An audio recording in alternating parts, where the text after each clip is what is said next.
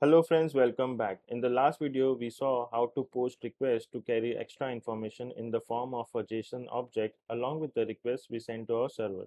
This is the best way to add information to our request, but there are several other ways to do so as well.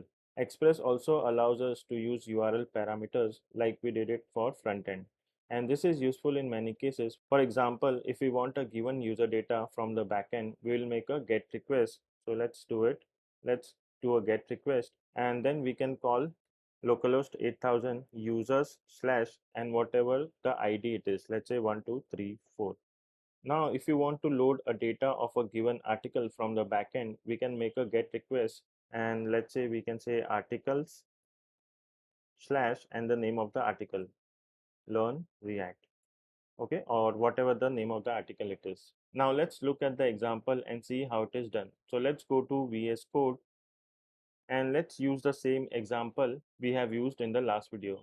We will simply return a hello message with the name that we pass to append to it. Basically, we want to send a GET request. In this case, we can use POST request, but we will use GET here. We will send it to the endpoint, which is slash hello and the name like Samir, okay? And the response we want to get is hello and then the name after it. Just we did it before with the request body. So to do this, let's define a new route. So here I will say app dot get, and the endpoint will be slash hello slash colon name, and then for the callback function it will be same like request response, and this will be an arrow function, and here we need to write response dot send, and here we need a backtick key,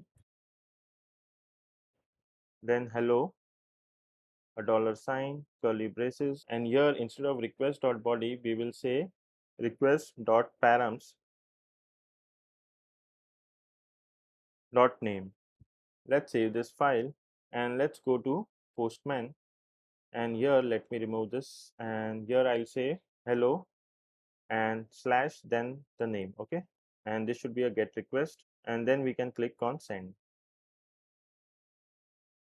Okay, one second, let me check the terminal. So this is not running, so let me clear this out, and here we will do npm run server. Make sure that it is running, okay, the application is running. So server started at port 8000. Now let's click on send.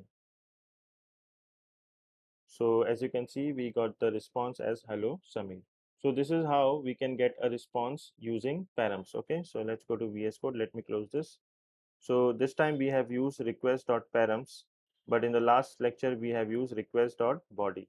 Okay, so this is also one way of getting the response. So this is it for this video, and I'll see you in the next video. Till then, take care and bye.